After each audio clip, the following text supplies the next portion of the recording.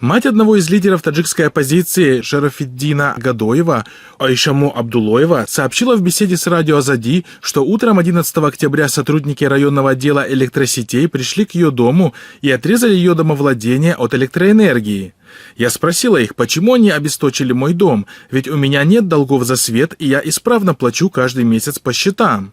Они ответили, что ваш сын выступал в Германии, критиковал президента, так что это приказ сверху. Они совсем не слушали меня, говорит женщина. Гадоев был одним из участников акций протестов во время визита Эмомали Рахмона в ФРГ. Позже он сообщил, что после этого силовики задержали его мать. Мачеха председателя движения «Группа-24» Сухроба Зафара Оиша Мирзоева также сообщила, что сотрудники электросетей пришли к ее дому в селе Кадучи и перерезали электрические провода. Среди тех, кто перерезали провода, был и начальник районного отдела электросетей. Я спросила у него, за что вы перерезали провода? Разве у меня имеется задолженность? В ответ он заявил, что это приказ сверху, и свои претензии я должна предъявлять руководству района. Я зашла в райотделение ГКНБ Таджикистана. Там сказали, что ничего об этом не знают, и обещали, что все выяснят и позвонят, рассказала Мирзоева.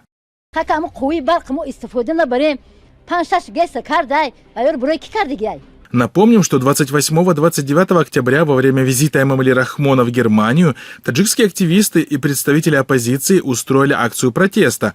Причем в ходе протеста автомобиль, на котором передвигался президент Таджикистана, был закидан яйцами. После этого находящиеся в Таджикистане родственники и близкие активистов были доставлены в органы и подверглись долгим допросам и психологическому давлению. Некоторых даже заставили под видеозапись выразить осуждение действий оппозиционеров против так называемого Джаноби Оли.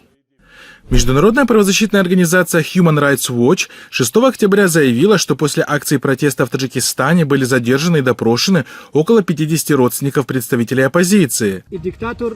Президенти манест, раиси ҷумҳури манест диктатор.